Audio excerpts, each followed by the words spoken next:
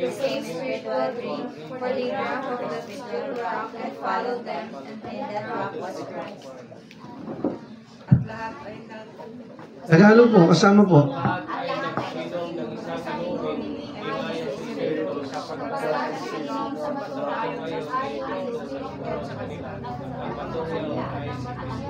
Sabay-sabay po. Verse 5, sabay-sabay po tayo. But with all many of them, God has not well pleased, for they were overthrown in the wilderness. Sa Tagalog, bagaman ang karamihan sa kanila ay hindi nakalugod sa Diyos sapagkat sila ay ibinuwal sa ilang. Okay, basahin din natin mga kapatid yung isang talata pa. Ito po ay masusumpungan natin sa Numbers chapter 13. Numbers chapter 13 verses 27 to 32. Numbers chapter 13 verse 27 to 32.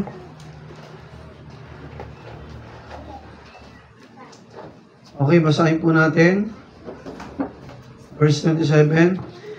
Sabi sa verse 27 mga kapatid, and they told him and said, we came unto the land whither thou sentest us, and surely it floweth with milk and honey, and this is the fruit of it.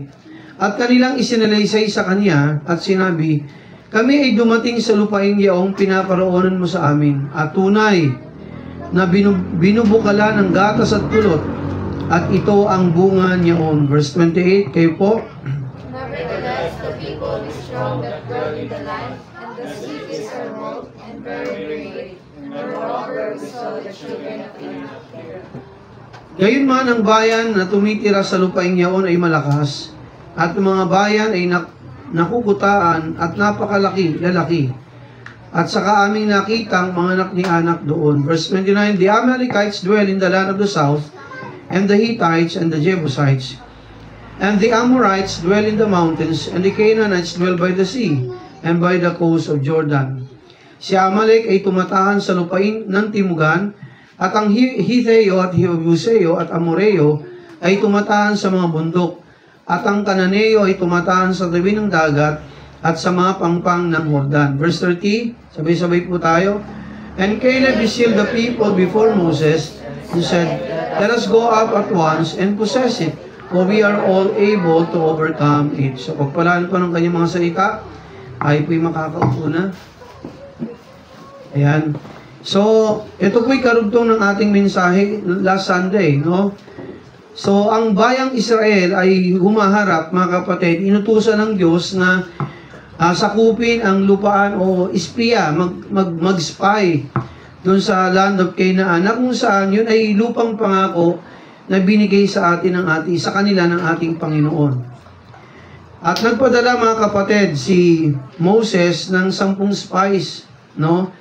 At itong 10 spies, nung sila'y bumalik, yung 8 takot na takot sila. Sapagkat sinabi nila, naku, yung syudad ay napapalibutan ng bakod. Yung syudad, maraming higanti doon. At nandun ang Jebusites, Amorites, at iba pang mga Perizzites. Nandun na yung mga iba't ibang lahi na kung saan mga men of war din, sanay din sa gera.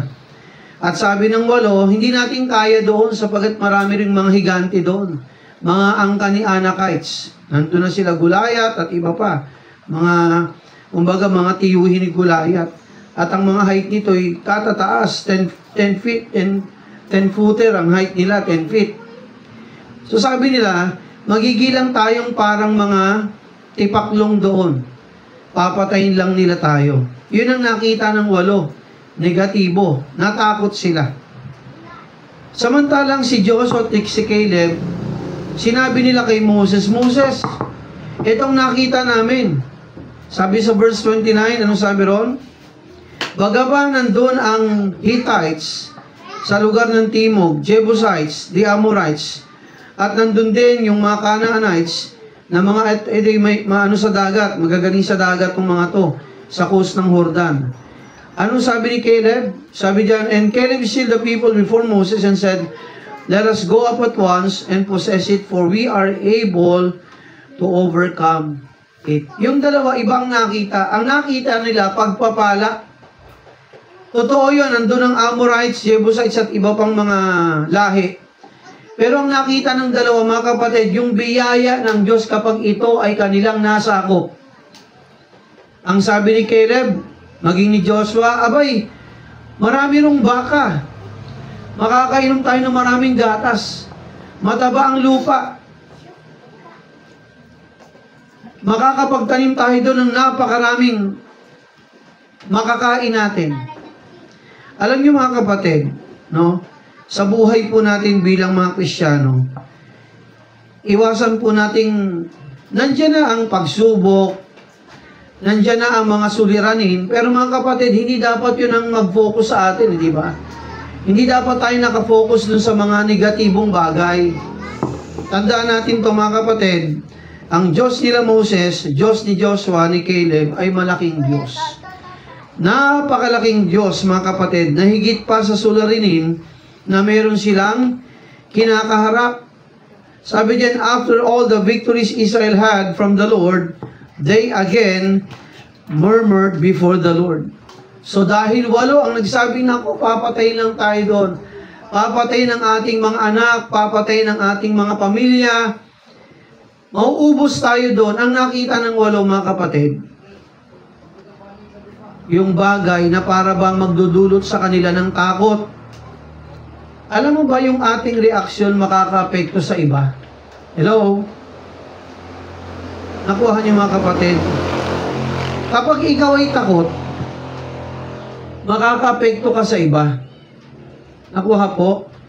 Pero pag ikaw yung taong positibo, nananampalataya sa Diyos, makaka-apekto rin to sa iba.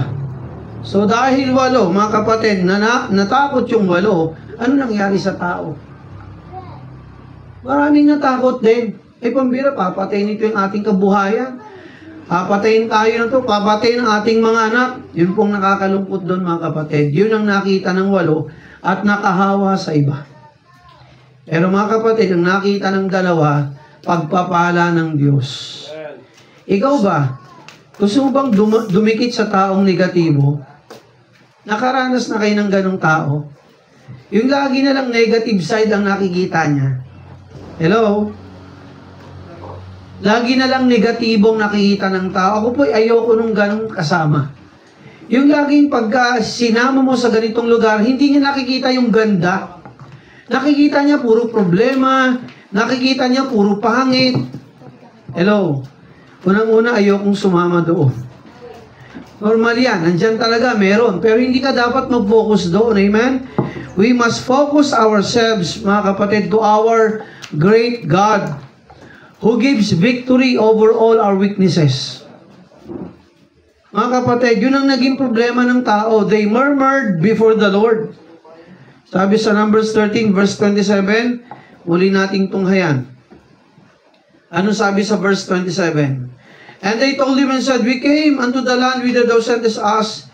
Ano sabi ni Joshua at Caleb? Surely it floweth with milk and honey, and this is the fruit of it. Yung 2 itong nakita masaganang lupa, maraming mga baka, mayamang lupa, na kung saan maraming honey. Di ba ang honey, yan po ay natural, antibiotic. Malusog yan sa katawan Naalala ko si John the Baptist, di ba? Yan ang kanyang pagkain Honey, di ba? Yung balang, locust, saka honey, malakas siya Mga kapatid, kasapagkat ang honey, mga kapatid, it contains a natural antibiotic. Subalit, mga kapatid, itong 8, na imbis na makita sana, ang magagandang bagay ang nakita, problema. Meron bang ganun sa atin? Puro nakikita. Halimbawa, pag bumagyo. Alam mo ba ang bagyo may dulot na ganda? Yung pandemic na lang. Pambira, ayoko lumabas, nakakatakot, di ba? Pero alam niyo, ang daming blessing din ng pandemic Napilitan ng ating gobyerno na bigyang ayuda tayo, di ba? Ano pa? Ang daming trabaho na naging online, hindi mo na kailangang pumasok sa office. Hello, mga kapatid, di ba? Naging convenient, work from home. Maraming blessing, mga kapatid. Mga kapatid, pag tayo po'y humaharap sa bawat suliranin, o kahit nasan ka pa, Huwag nawa nating makita ang mga negatibong bagay. They are given. Nandyan yan. Pero dapat nating makita, mga kapatid, kung sinong Diyos ang meron tayo. Amen? At yun po ang nakita ni Joshua at ni Caleb, kung sinong Diyos, kung gaano kalaking Diyos ang meron siya. Yung kanilang sitwasyon, mga kapatid, ay hindi po bago sa ating sitwasyon bilang isang gawain dito po sa lugar ng Tagaytay. Hindi ganoon kadali ang ating kinakaharap, di ba? Mga kapatid, abay, kung papairalin lang natin sobrang pag-aalala, may stress ako at may stress tayong lahat. Abay, tinatanong ako, paso, saan tayo lilipat? Diyos ang nakakaalam. Hanggat hindi niya tayo pinapalipat, mag-iisay tayo, di ba? Pero mga kapatid, pag ang Diyos ang nag-alis sa atin dito, siya rin ang magbibigay sa atin ng mas magandang lugar. Eh sabi ko nga, paulan na naman. Ang lahat ng bugos ng ulan at baha punta sa atin. First time yun nangyari, yung nakaraan, na naglimas kami ng tubig hanggang dito. Lumagpas doon ng tubig sa entrance natin. Kaya biglaan, taranta kami. Lahat dapat iangat. Pati yung mga papel na mahalaga, basang-basa lahat. So mga kapatid, now we need to focus ourselves on God. Amen? Not on the problems. Ang problema ay common sa lahat ng tao. Lahat po ay may problema. Abante na lang kayo rito, yung nasa likod. Yung walang anong sanggol. Oh. Dito na kayo sa unahan yan. Ayun. Red and royal blue, bagay na bagay. Mukhang nakapang anniversary na kayo. At di ba pagka para sa Panginoon, magsuot tayo ng maayos, amen? Kaya lang may susuot yan, pag hindi mo na ma-appreciate. Di ba? Sayang. Okay? So para sa Panginoon, tama lang na mag-ayos po tayo. Okay. So mga kapatid, nakita ng 8 ang problema, pero nakita ng 2, solusyon. Meron silang malaking Diyos. Kaya mga kapatid sa atin dito, anong meron si Joshua at si Caleb? Meron silang malaking pananampalataya sa Diyos. Amen? Sa bawat pagsubok na ating kakaharapin, mga kapatid, lakihan natin ang ating pananampalataya sa Diyos. Amen? Sa bawat problema nating kinakaharap, mga kapatid, tandaan natin to. Ang problema natin, napakaliit, napakapiranggot, pero ang Diyos natin, napakalaking Diyos ang meron tayo. Kaya bakit ka matatakot? Meron kang Diyos. Ang takot, mga kapatid, ang kabaligtaran niyan, pananampalataya, pagtitiwala sa Diyos. Abay, kung takot ka, matatakot pati tao mga nakasama mo eh. Gaya nung 8, abay, ang dami kayong natakot. Pero itong 2, praise the Lord, positibo sila. Alam nila na ang Diyos ay kasama nila. Alam nila na ang Diyos ay Diyos ng battle. Ang Diyos ang lalaban sa kanila at ang Diyos ang magpapala sa kanila. Kaya mga kapatid, hindi po sila ng dalawang isip. Actually, nung birthday ni Pastor anong araw to? Friday. Doon po kami pumunta. O man, kamusta na kayo? Sabi ni Pastor Amir. Meron na ba kayong lilipatan? Actually, Pastor, may mga nakita pa lang kami pero hindi pa nakakausap yung mga may-ari. O sabi ni Pastor Amir, sige, patuloy namin kayong ipapanalangin. Sa akin mga kapatid, ay kumpante. Ang Diyos ang nagdala sa atin dito, siya rin ang mag-aalis, amen? At siya rin ang magdadala sa atin sa kung saan man. At yung lugar mga kapatid na ibibigay sa atin ng Diyos ay di hamak na mas maganda. Amen? I pray. Libre namang mga harap, ay mangarap na tayo ng malaki. Kasi darating talaga ang time mga kapatid, na mangangailangan tayo ng parking. Sa totoo lang mga kapatid. Marami sa inyo magkakaroon ng mga sasakyan. Bisikleta, kariton, joke lang. Bisikleta mga kapatid, motor. Susunod yan, 4 wheels na. Saan natin ipaparada? Pwede pa tayong mangarap ng malaki, mga kapatid. Huwag lang 100 square meter. Anyway, libre naman ang mangarap. Amen? At meron tayong Diyos na mayaman at hindi tayo pababaya. Abay, lakihan na natin ating pangarap. Siguro mahina na yung 1,000 square meter. Pastor, may pera kayo? Wala. Pero meron tayong Diyos na mayaman. Amen? Hindi ko alam kung paano, pero ang Diyos natin napakayaman. Abay, kung liliitan lang natin ang ating kahilingan sa Diyos, parang ang liit ng ating pananampalataya. Abay, laki-lakihan natin. Ang daming simbahan, katulad po natin, nagsimula ng wala. Mga kapatid, sila pinagpala. Kaya mga kapatid, samahan niyo po ako, lakihan natin ating pananampalataya. Humingi tayo sa Diyos, mahina ng 100 square metro. Metro kwadrado, mga kapatid. 100, 1,000. Abay, kung magkaloban tayo ng Diyos, mga kapatid, 200, abay, praise the Lord. Meron nga, binigyan ng Diyos, kulang-kulang 1 hektarya eh. Hindi natin alam eh. Ang sa atin lang, mga kapatid, manampalataya, magtiwala sa Diyos, amen? At sumunod sa kanyang mga salita. Huwag po tayong matakot. Huwag tayong magduda. Okay, balikan po natin yung ating mensahe. So mga kapatid, number 1 punto, focus on our circumstances will cause us to doubt God's potence.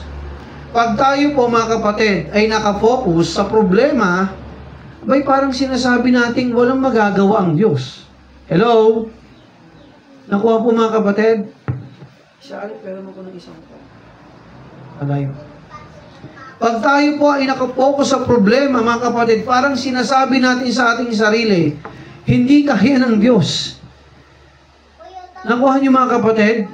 Pag tayo po nakafocus sa suliranin, problema, parang sinasabi natin walang Diyos, wala akong Diyos, mahina ang aking Diyos. Mga kapatid, number 1, under that, focusing on our circumstances will cause us to doubt God's potence. Under niyan mga kapatid, ano sabi diyan? Losing concentration on God's position. Okay, babasahin po natin tong 13. No? Na huwag tayong titingin mga kapatid sa negatibo. Tumingin tayo sa Diyos na meron po tayo Diyos na banal, Diyos na dakila, at Diyos na makapangyarihan. Buksan po natin ating mga Biblia sa Numbers 13, verse 27 to 29. Okay, buksan po natin ating mga Bible. Numbers 13, verse 26 to 29.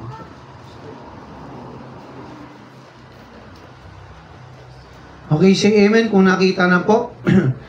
Numbers 13, verse 26 to 29. Basahin po natin to. Verse 26 hanggang 29. And they went and came to Moses and to Aaron and to all the congregation of the children of Israel unto the wilderness of Paran to Kadesh, and brought back word unto them and unto all the congregation, shewed them the fruit of the land. Okay, verse 27. And they told him, said, we came unto the land whither thou sentest us, and surely it flowed with milk and honey, and this is the fruit of it. Verse 28, nevertheless, the people be strong that dwell in the land, and the cities are walled, and very great. Moreover, we saw the children of Anak there. Verse 29, the Amalekites dwell in the land of the south, and the Hittites, and the Jebusites, and the Amorites dwell in the mountains, and the Canaanites dwell by the sea, and by the coast of Jordan. Pero, anong sabi ni Caleb? And Caleb stilled the people before Moses, and said, Let us go up at once and possess it, for we are well able to overcome it. Mga kapatid, kung tayo po'y magpo-focus sa problema, abay manlulupay-pay ka. At hindi, mai-stress ka, mga kapatid. Madidepress ka. Pag nakapokus lang tayo sa problema, sabi diyan, looking on the negativities. Yung 8, they doubt and lost their focus on God's almighty power. Abay, ganun nangyari sa 8. Pinanghinaan ng loob. Para ba nanlambot ang kanilang mga tuhod? Nawalan sila ng lakas. Naduwag sila. Ganun ang problema mga kapatid kapag nakakonsentrate tayo sa mga negatibong bagay. At wala ka na magagawa, para bang sinabi mong talo ka na. At para bang sinabi natin walang magagawa ang Diyos ko. Mga kapatid, if we focus ourselves to negative circumstances, it will cause us, mga kapatid, to doubt about God's potence. Na para bang walang magagawa ang Diyos, hindi kaya ng Diyos. Mga kapatid, huwag nating gayahin yung 8. na mahina o walang pananampalataya sa Diyos. Abay, gayahin po natin si Caleb at si Joshua. Hindi sila tumingin sa problemang nakita nila. Oo, binanggit lang nila sa timog, sa hilaga, nandun ang Jebusites, nandun ang Amorites at iba pa. Sa gawing coastal naman, sa may bandang dagat, nandun naman yung mga Canaanites. Sinabi lang nila, nakuha, common, given, nandun yung problema. Pero mga kapatid, hindi natapos nun. Sinabi nila, but Caleb is still. Umindig siya. Sabi ni Caleb, bagaman sinabi namin sa inyong sitwasyon, pero kaya natin to. Amen? Because we have God who is able, mga kapatid, to help us conquer the Canaan land. Dapat ganun din po tayo, mga kapatid. Let us not focus on the negativities, but let us focus on God who is able, and He is well able. Tandaan mo yan. Kaya ng Diyos ang lahat. And He can provide. He will always succeed. If we only have faith in our Lord, and if we obey His words, yun ang napakahalaga eh. Ano pa? Kung mag-focus tayo sa problema, sabi niya number 2, we lack confidence on God's person. Parang wala ka ng kumpiyansa sa Diyos. Pag nag-focus ka sa suliranin, problema, hindi mo sinangguni sa Diyos, mga kapatid, parang wala kang kumpiyansa sa ating Panginoon. Dagdagan ko lang ng konti, meron pang talata rito, 1 Timothy 1:12, basahin natin. 1 Timothy chapter 1 verse 12. Ano pong sinasabi ng Biblia? Walang problema, mga kapatid, na hindi dumadaan sa atin. Lahat, lagi may problema. Amen? Lagi may suluranin. Pero tandaan natin to, meron tayong malaking Diyos na kayang solusyonan ng lahat. Amen? Yun ang maganda eh. Yung bang sinusubo ka, yung hindi mo alam kung saan ka pupunta, huwag kang umasa sa tao. Ang tao ay nagbabago. Ang pangako ng tao, pwedeng oo ngayon, pero bukas, iiwan ka ng tao. Abay, huwag ka rin umasa sa panahon. Maganda panahon ngayon, biglang mamaya para bang babagyo. Abay, huwag tayong umasa sa tao. Huwag tayong umasa sa pangako ng tao. Abay, ang daming tatakbong politiko ngayon. Nawa, lahat ng pangako nila, ito pa rin nila. Amen? Sabagat sabi ng Bible, ang hindi tumupad sa pangako ay kasalanan. Yan pong sabi sa Biblia. Sabi sa verse 12, 1 Timothy 1:12, and I thank Christ, Jesus our Lord, who hath enabled me, for that He counted me faithful, putting me into the ministry. Abay, si Pablo, mga kapatid, kung tutusin, wala naman siyang alam patungkol sa Panginoon. Siya nga ay persecutor pa, pinapapatay niya yung mga Kristyano dati. Pero mga kapatid, dahil siya, mga kapatid, ay tinawag ng Panginoon, and completely, mga kapatid, entrusted to God everything, God made him able to do things na hindi niya kayang gawin. Ganon din po tayo, mga kapatid. If we only put our trust and faith in the Lord, and as we continue, mga kapatid, to obey His will, the promises of God will be, mga kapatid, seen in us. Makikita ang pangako sa atin ng Diyos. Kaya mga kapatid, huwag na natin pagdudahan ng Diyos. Ano bang pwede mong magawa para sa Panginoon? Yun ang gawin natin. Amen? Parang ito, lilipat. Natural, babaklasin ang lahat. Hello? Willing ba kayong tumulong? Amen. Babaklasin to lahat. At yung mga bakal-bakal kukunin natin. Abay, mahal ng bakal kaya. Hindi ganun kadali. Kaya naghanda na ako ng maso nun. May maso na akong binili, isa eh. Siguro kung may pambili pa, mga 2 maso siguro. Abay, tutulong ba kayo? Ako'y willing ako tumulong kahit ako lang mag-isa. Willing kaming tumulong yung makakasama ko. Pero nahari nawa, mga kapatid, pag dumating na yon at ililipat na tayo ng Panginoon, mga kapatid, tumulong ang bawat isa sa atin. Amen? Kung paano, tumulong lang. Kaya ng Diyos ang lahat. Amen? Gumawa lang tayo. Kumpiyansa sa Diyos. Nagtitiwala sa Diyos. At makikita natin ang kahabagan at biyaya ng Diyos. Meron akong na dalawang kaibigan, taga-Amadeo yung pastor. Hindi lingid na aming kinalakihan, isang lugar lang pala. Magkakapit bahay lang kami sa Dasma. San Andres, yung isa San Simon. Banyaga apelido, si Pastor Jojo Banyaga. Tapos yung isa, kalapit lang din, San Mateo, kadikit lang din namin. Abay, magkakasing edad lang kami halos, hindi kami nagkakalayo. Isipin mo, nagkita-kita kami. Yung palang lugar na aming kinalakan, isa lang pala. And praise the Lord mga kapatid, ang bait-bait ng Diyos sa kanila, napakabuti ng Diyos sa kanila. At alam ko mga kapatid, ang ating Diyos, napakabuti rin sa atin. Amen? Naniniwala ba kayo ron? Abay, kung hindi ka naniniwala, baka mahinang yung pananampalataya o wala kang pananampalataya sa ating mga kapatid, God is able. Hindi nga lang able Sabi pa ni Caleb, God is well able.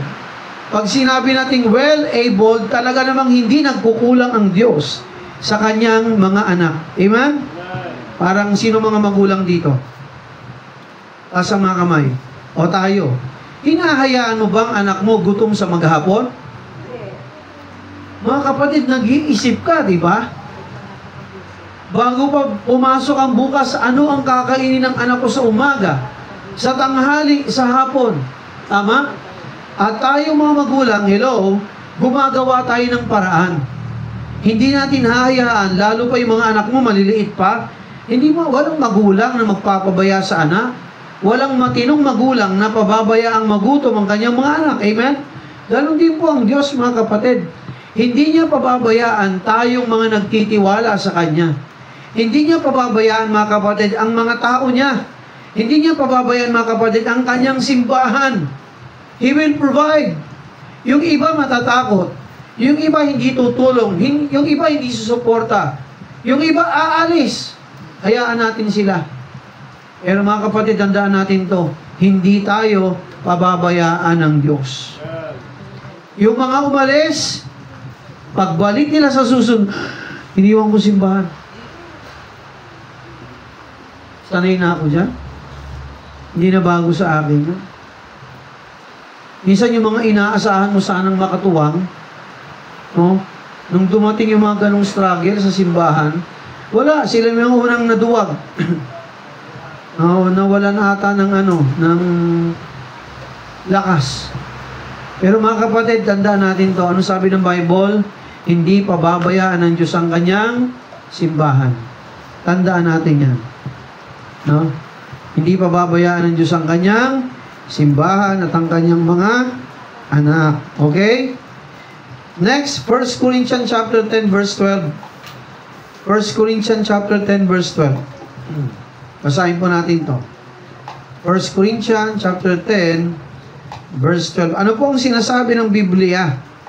Pababayaan ba ng Diyos ang kanyang mga anak? Basahin po natin to. 1 Corinthians chapter 10 verse 12. Anong sinasabi po ng Bible? Basahin po natin.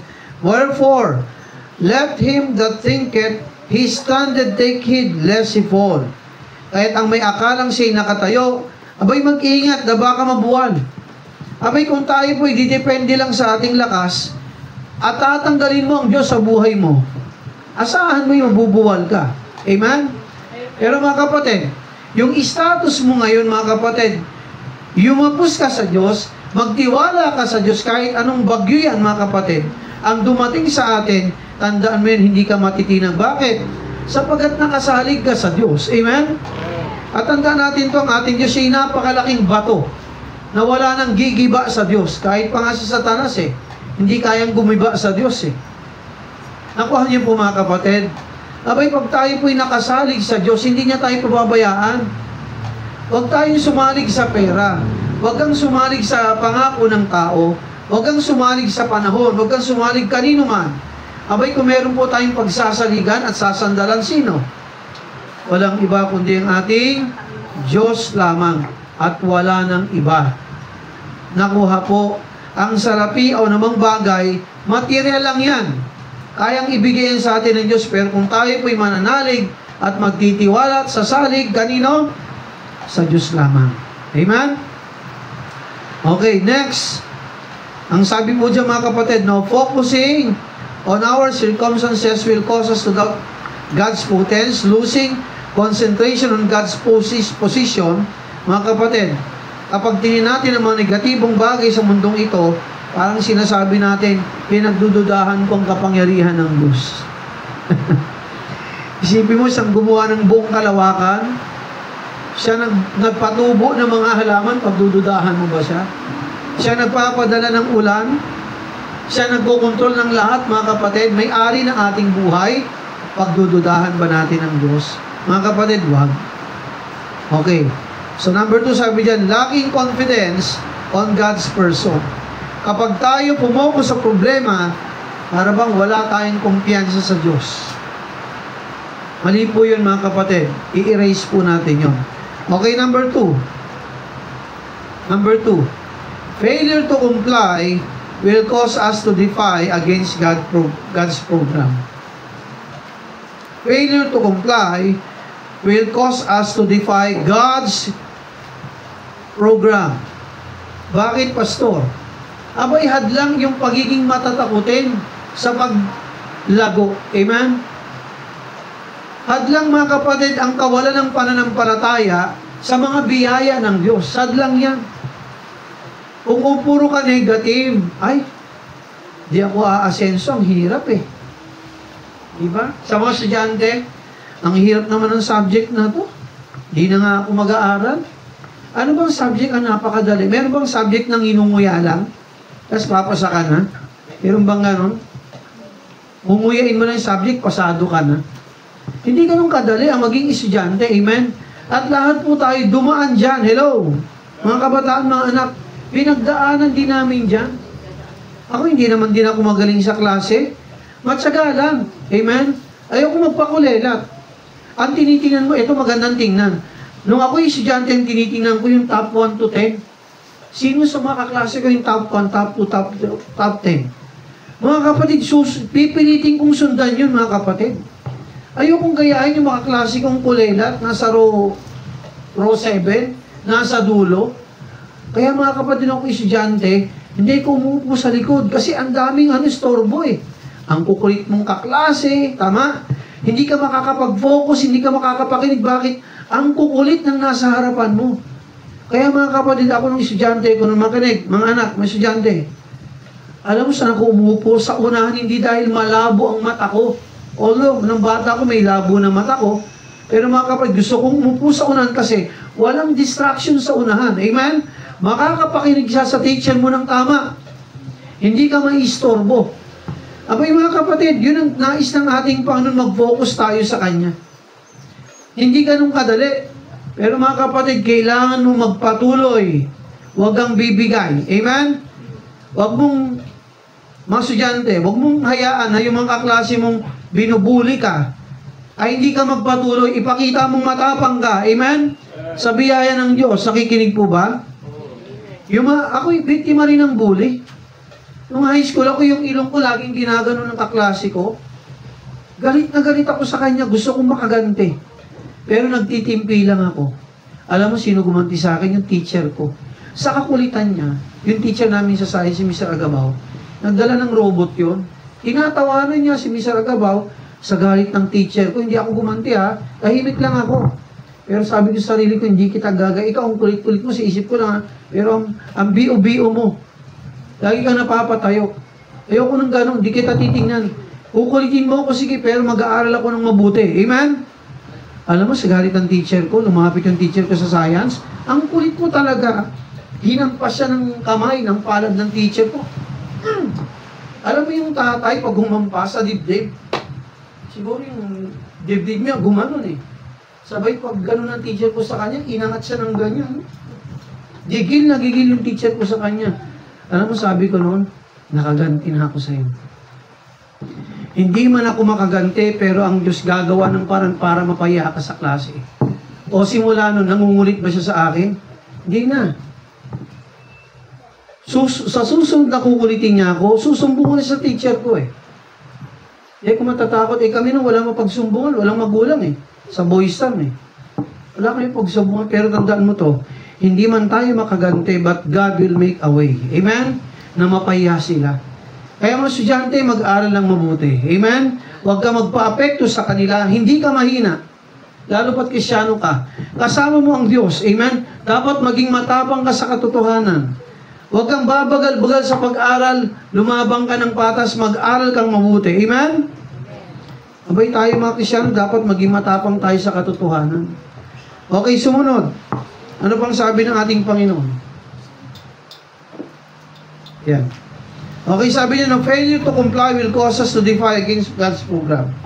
Ano sabi niyan sa 14:1-3? Dahil sa kawalan ng kanilang pananampalataya o kahinaan ng kanilang pananampalataya, nanlumo ang marami. Ano sabi sa Numbers chapter 14, verse 1-3? Atin pong itong basahin. Numbers 14, verse 1-3.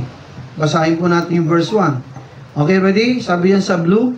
And all the congregation lifted up their voice and cried. And the people wept that night. At ang buong kapisanan ay naglakas ang kanilang tinig. Sila'y humiyaw at nag-iyakan. At ang bayan ay umiyak ng gabing yon. Bakit umiyak? Nung sinabi ng 8, naku, mga higante ang tao ron. Lahat sila sanay sa gera. Papatayin lang tayo ang ating mga pamilya at ang ating mga anak. Napakarami nila, samantalang tayo kakaunti lamang. Mga kapatid, nahintakutan sila. Kaya mga Kristyano, listen. Kung ikaw mahina ang pananampalataya mo, dumikit ka sa malakas. Huwag kang manghawa ng iba. Hello? At ikaw namang Kristyano, huwag ka namang dumikit sa mga taong laging negatibo. Ang tingnan mo, ang samahan mo yung matatapang, malalakas ang loob para sa Panginoon. Amen? Kasi kung hindi ka magiging maingat, ang sasamahan mo para bang mahihina ang loob. Listen, okay lang kung malakas ang loob mo eh. Palakasin mo sila eh. Tama? Alam mo naman yung kakayanan mo sa biyaya ng Diyos eh. Pero kung ikaw ay mahina na at sasamahan mo pa yung mga reklamador, umaangal, mahinang pananampalataya, ano mangyari sa'yo? Pare-parehas na kayong maapektuhan. Yun ang nangyari sa buong kongregasyon ng Israel. Ang daming umiyak, papati ng aming mga anak. Paano na kami? Bla bla bla. Nag-iyakan sila. Ano pa? At dahil doon, hindi lang sila nag-iyakan. Nagsimula silang magreklamo sa Diyos. Ano sabi sa verse 2? Sabi diyan, no? And all the children of Israel murmured against Moses and against Aaron. And the whole congregation said unto them, would God that we had died in the land of Egypt? Or would God he had died? Or would God we had died in this wilderness? Aba, hindi lang sila nag-iyakan. Sinisipan nila si Moses, ang lingkod ng Diyos, si Aaron. At nagtanong pa sila sa Diyos. Abay, sabi nito pambihirang yan, oh Moses, inalabas mo kami sa Egypt, dadali mo ba lang ba kami rito para magkandamatay kami, pati aming mga anak? Ano sabi nila? Hayaan ba ng Diyos sa kami mapatay sa lugar na ito? O hayaan niyang mapatay kami ng Diyos doon sa ng mga Egyptians na yan? Ay, ng mga Canaanites na yan, mga kapatid. Tandaan natin ito, mga kapatid. Pag dumikit ka sa taong negatibo, pag hindi ka maging maingat, magiging nega ka rin. Ano yung nega? Laging pangit ang nakikita. Pero dumikit ka sa mga taong malalakas ang loob, yung matatapang, magiging matapang ka rin. Amen? Dumikit ka sa mga taong malaki ang pananampalataya, lalaki rin ang pananampalataya mo. Dumikit ka sa mga taong positibo, laging may pag-asa yan. Hello, hello, amen mga kapatid? Dumikit ka sa matatakutin, maahawa ka rin, ay, huwag na tayo lumaban, huwag tayo magpatuloy. Matatakot ka na rin eh. Pero praise the Lord, amen? Tumindig si Joshua, tumindig si Caleb. Oy, mga ngalgalero, sabi nila, ba't kayo nag-iiyakan? Marami na tayong tinanggap na tagumpay mula sa Diyos. Etong mga 8 to, huwag kayo makinig dito. Mahinang loob nila. Anong nakita nila Joseph, nila Caleb, Aaron, ni Joshua at Caleb? Anta Moses. Ang daming baka ron. Mataba ang lupa. Ang grapes doon, di ba? Yung sabi ko sa inyo last week, ibang sarap ng grapes, yung isang pungkus ng grapes, di ba? Yung ganun-ganun sila, di ba? Alam mo, sabi ron nila Caleb at Joshua, Moses, yung isang grape doon, yung isang pungkus ng grape, 2 tao ang bubuhat, 2. Isipin mo, kalalaki, kabibigat, grapes. Mataba ang lupa, mayaman ang lupa. Kaya nating sakupin sila. Bakit? Kasama natin ang Diyos, huwag tayong matakot. Ang kagandahan, mga kapatid, si Moses, ganun din siya. Alam niya, sapagkat pinangako na ng Diyos, Moses, ibibigay ko sa inyo yung lupang Kanaan. Masasakop nyo sila, matatalo nyo sila. Mga kapatid, ganun nga po ang nangyari. Napatay nila yung kanilang mga kalaban, at yung buong lupang yun, mga kapatid, nasakop nila. Bakit? Meron silang Diyos eh. Isipin mo kung nagdalngalan na lang sila, paano yung mga anak namin? Wala na sila magagawa. Pero meron silang Diyos. Na God is able, amen? Sa lahat ng kanilang suliraning, kinakaharap, failure to comply will cause us to defy against God's program. Yung mga tao, nag-iyakan, yung 8 na nagreklamo sa Diyos, mga negatibong nakita, they walk in an unbelief. Lumakad sila ng walang pananampalataya, mapapatay kami. Anong gagawin natin? Mga anak natin papatayin din, anong gagawin natin? Wala, alam mo pag negatibo ka, anong may isip mo? Wala. Pag wala kang pananampalataya sa Diyos, ang hirap mag-move on. Kung kumbaga sa garapon, kinulong mo ng sarili mo dyan, hindi ka na makakawala dyan. Bakit? Takot ka eh. Pero mga kapatid, kung may malaki kang pananampalataya sa Diyos, pwede kang lumabas dyan. Amen?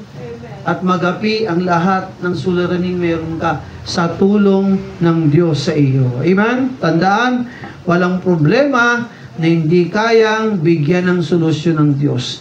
Kahit ano pa yan. Okay, under that, failure to comply will cause us to defy against God's program. Number 1, the sin of rebellion is contagious. Tandaan natin to mga kapatid, yung kasalanan pagre-rebelde. Anong sabi ni Moses? Sakupin natin, iba hindi na. Hindi natin kaya. May mga nahawa. Pag sinabi natin contagious, nakakahawa. Yung pagiging rebelde, nakakahawa yan. Amen? At lalo pa mga kapatid, ang pagiging masunurin, mas lalo rin nakakahawa. Amen? Di ba aling isa kang sumusunod? Di ba aling dalawa lang kayo parang si Joshua at ni Caleb? Pero mga kapatid, ang kagandahan dito, dahil sa kanilang pagsunod sa Diyos, nayakag nila pati yung mga pinanghihinaan ng loob. Kaya natin yan. Kaya ginawa ni Moses, tumawag siya ng ilang sundalo. Okay, sige, ganitong plano. Ano nyo, pag binasa nyo, matatawa ka. Ang galing ng plano nila eh. Sinabi ng Panginoon, masasakop nyo sila. Nasakop nila yung isa.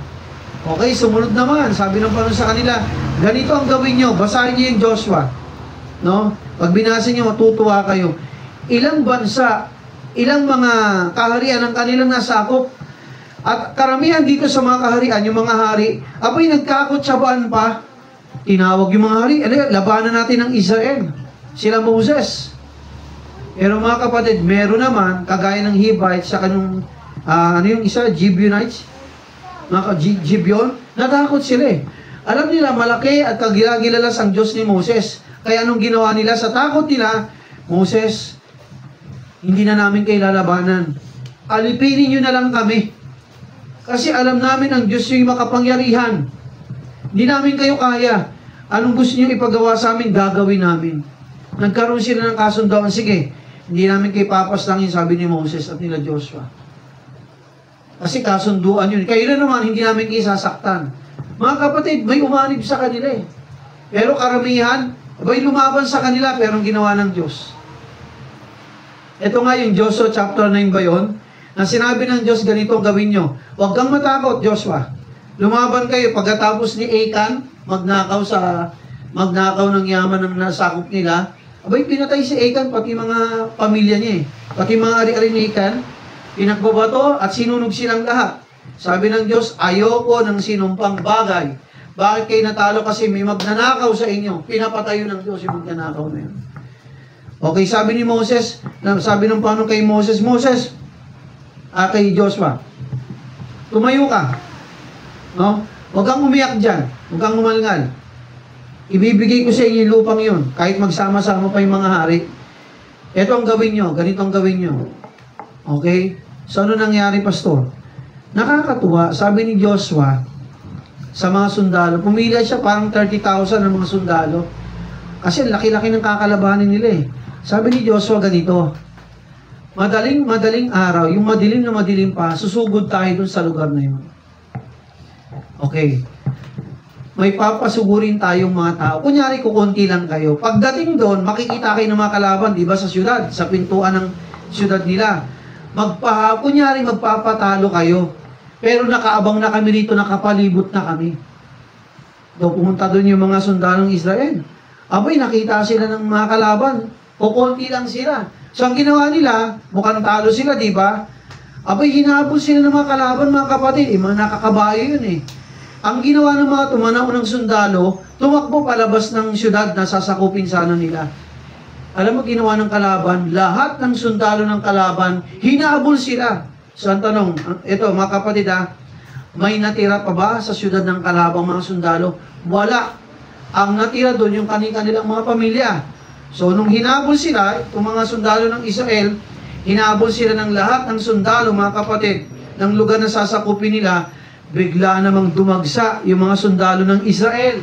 At napalibutan yung mga kalaban. Sa madaling salita, anong nangyari? Ubos yung kalaban, pulbo sila. Bago nung ginawa ng mga sundalong Israel, pumasok sila sa syudad at pinagsusunog lahat ng bahay ng kalaban. Wala silang tinira at nasakop nila yung lugar na yun. Mga kapatid, tandaan natin to. God is well able.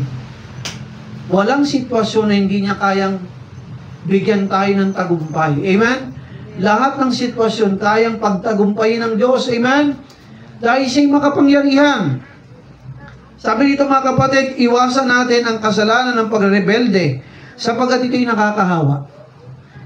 Imbis na magrebelde sa Diyos, magi tayong masunuring mga anak niya. Amen? Sa magulang, mga anak, makinig, ang rebelde sa magulang, ang walang galang na anak sa magulang, hindi pagpapalain yan.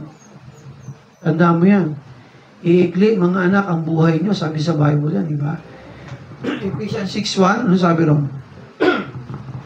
Children, obey your parents in the Lord, for this is right.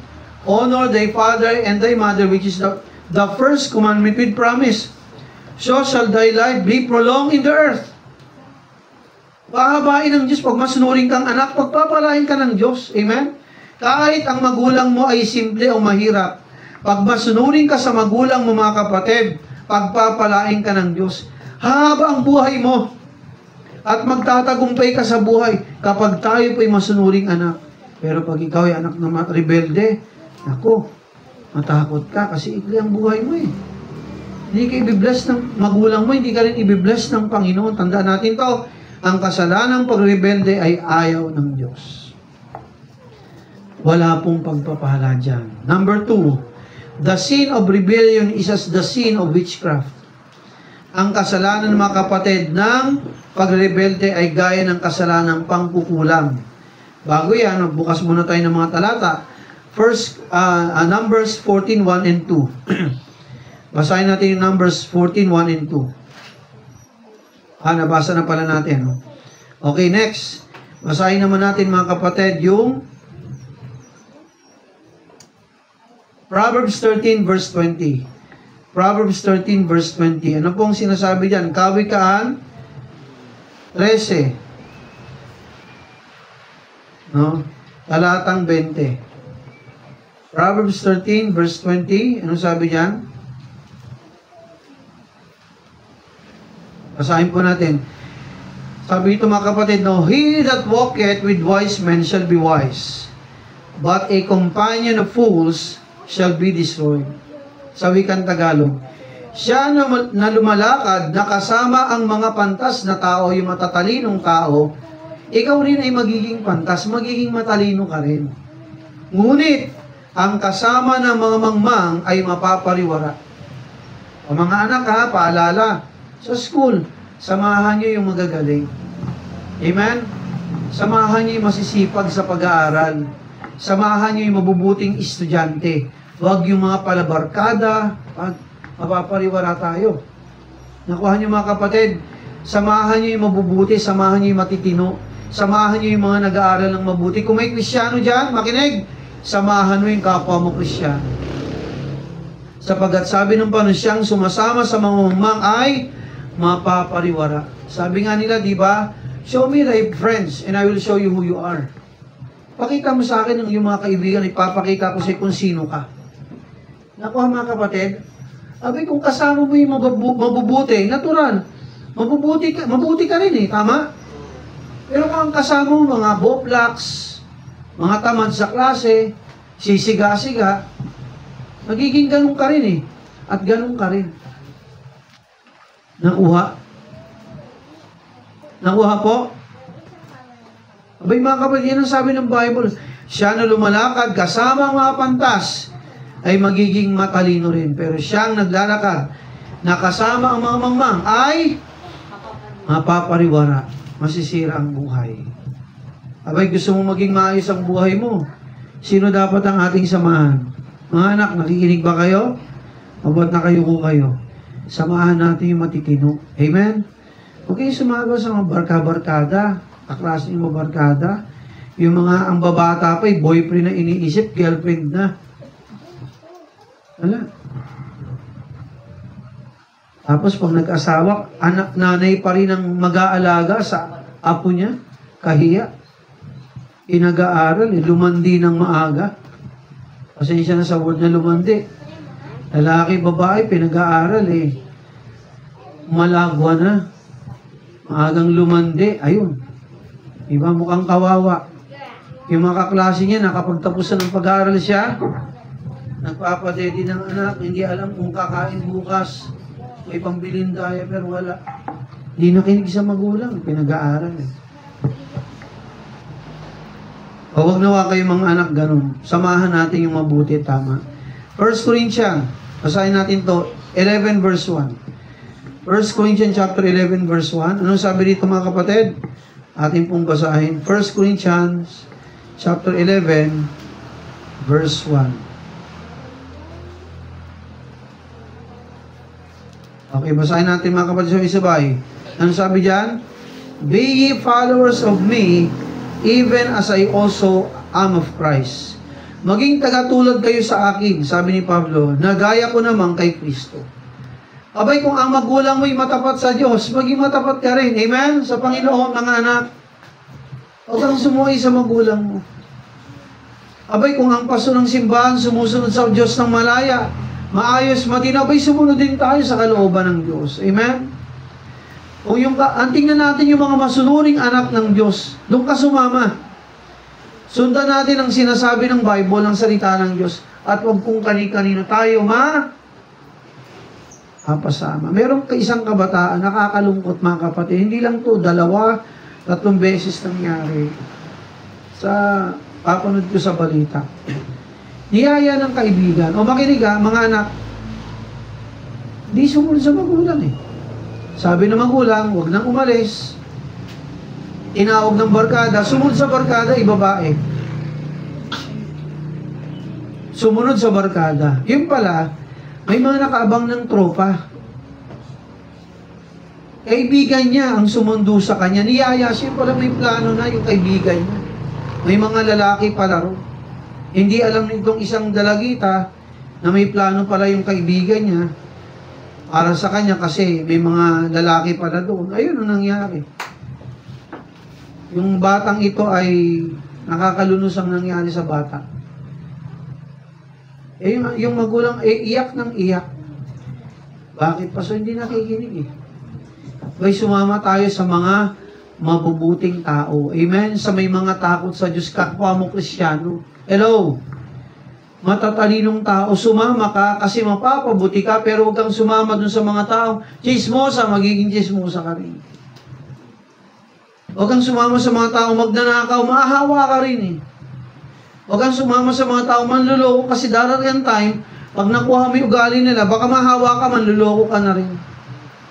Nakuha mga kapatid, abay sumama tayo sa mga taong matitino. Amen? Amen po ba? Yan, kala ko tulog na kayo. Okay, sumunod. Ano sabi po rito mga kapatid? No? So the sin of rebellion is contagious, nakakahawa yan, huwag tayong sumama sa mga taong rebelde. Okay, basahin natin yung James chapter 4 verse 20. James chapter 4 verse 20. Ano ang sinasabi ni Santiago? Sa James chapter 4 verse 20. Okay, basahin po natin ito.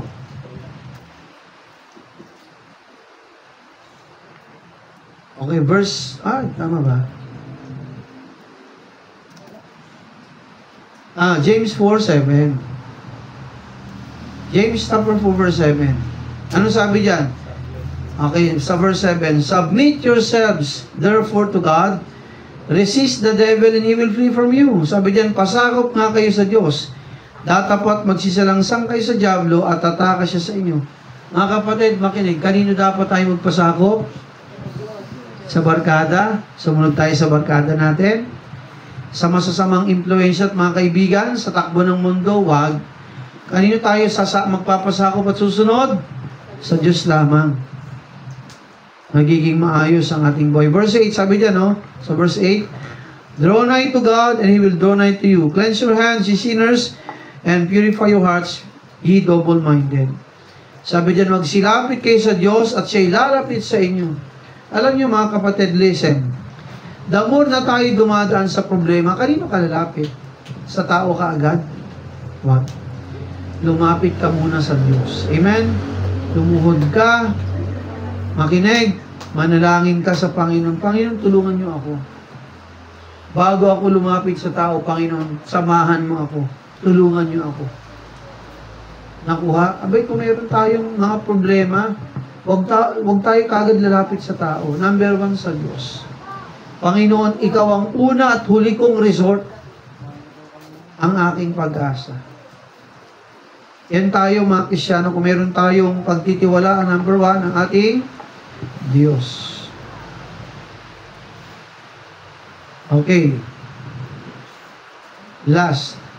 Hindi natin tapusin ngayon, mamayang katuloy. Sabi dyan, no, number 2, the sin of rebellion is as the sin of witchcraft. Numbers 4 verse 3. Numbers 4 verse 3. Basahin po natin ito. Numbers 4 verse 3. Ano sabi dito? Sabi niya na from 30 years, makinig, gumag-usap, magkwentuhan. From 30 years old and upward, even until 50 years old, all that enter into the host to do the work in the tabernacle of the congregation. Sabi ito na mula sa 30 taong gulang hanggang sa 50 taong gulang, lahat ng pumapasok sa paglilingkod upang gumawa ng gawain sa tabernakulo ng ating Panginoon.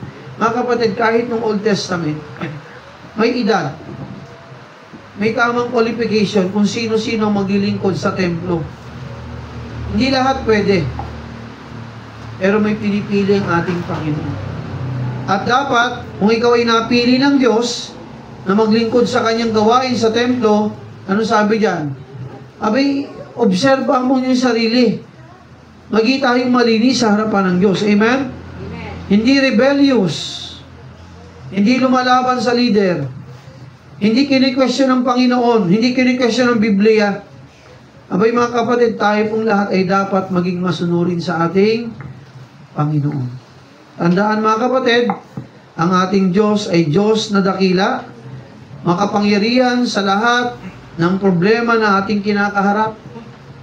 Huwag mong hayaan, listen, na ikaw ay makover ng fear. Huwag mong hayaang masakop ka ng takot, pangamba, pag-aalala. Bagkus tayo ay masakop, mabalutan ng pananampalataya. Ano mang problema sa buhay, estudyante ka man, nanay, tatay ka man, tandaan ito, walang pagsubok na hindi kayang bigyan ng solusyon ng Diyos. Amen? Lahat ng pagsubok lilipas. Parang bagyo. Lahat ng bagyo lumilipas. Oo, may mga punong masisira, mababali ang mga sanga, pero ang kagandahan doon, malilinis ang hangin. Amen? Yung mga ilog na barado sa basura, anong gagawin ng baha? Tatangin yan lahat. Lilinis ulit. Mga kapatid, tandaan natin to. Walang pagsubok na hindi natin kakayanin. Ang ating pag-asa, walang iba kundi ang Diyos. Huwag tayong tumula dun sa 8, nakita nila problema. Si Caleb, Joshua, nakita nila given may problem itong sitwasyon. Pero sino bang kanilang Diyos? napakalaking Diyos na higit pa sa problemang meron sila. Nawa maging kagaya tayo ni Caleb at ni Joshua. May Diyos na sinasandalan. Amen? May malaking pananampalataya na hindi sila pababayaan ng ating Panginoon. Ganon din po tayo bilang simbahan. Tayo po yung humaharap sa sitwasyong alanganin. Amen? Hindi natin tiyak, hindi natin sigurado. Pero praise God, meron tayong Diyos ng katiyakan. Amen? Diyos ng himala. Mabuting Diyos. Laging tumutugon sa mga panalangin ng kanyang mga anak na nagtitiwala, pumagawa ng kanyang mga salita.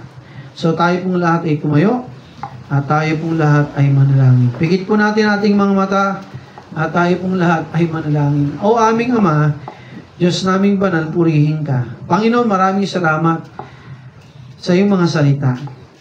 Salamat, Panginoon, sapagkat meron kaming Diyos, napakalaking Diyos, kagilagilala na Diyos, dakilang Diyos, makapangyarihan ng Diyos, na siyang may lalang ng buong kalawakan, o Diyos, may lalang sa amin, kahit pa ng sanlibutan ito.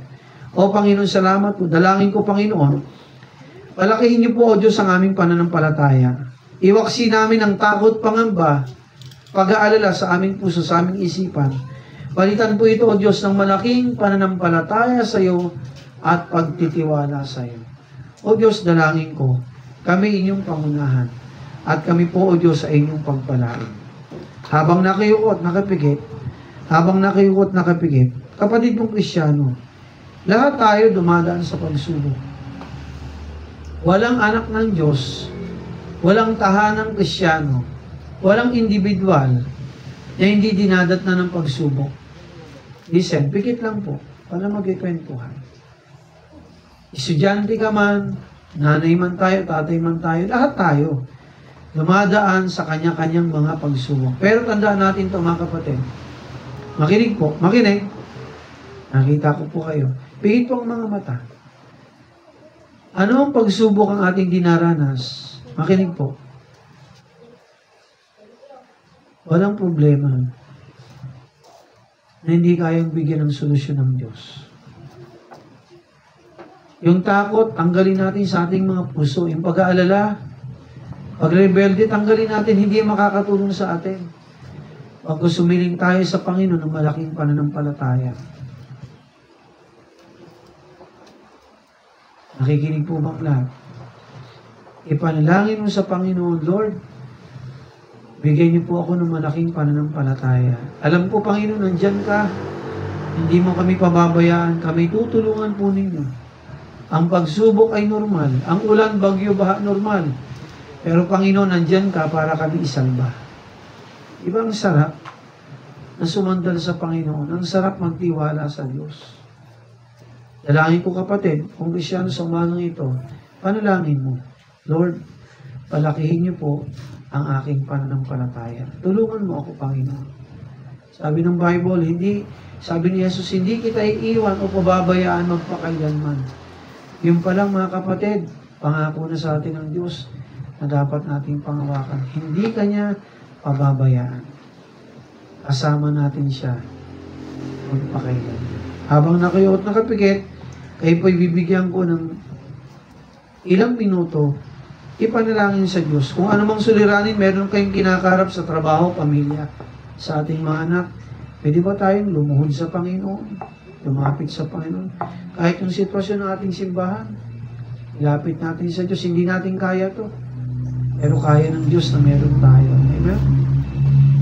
Yung anak nating may problema, dulog natin sa Diyos. Ang Diyos ang nagbabago ng lahat. Mahabagin siya. Mabuti siyang Diyos. So habang nakayukot nakapikit, manalangin ang bawat isa sa atin at kausapin natin ang ating Panginoon. Sa pamagitan ng ating mga paglapit sa Kanya. So tayo po ay dumulog sa Diyos, manalangin, at patuloy pong magtiwala sa ating Diyos na banal na siyang may-ari ng ating buhay. Hindi niya tayo pababayaan. Sabi ng Bible, hindi niya tayo pababayaan o iwan man sapagkat ang Diyos natin ay banal, ang Diyos natin ay dakila, Siya'y nakikinig mga kapatid sa ating mga pananalangin. Ang ating Diyos ay buhay. Makapangyarihan siya.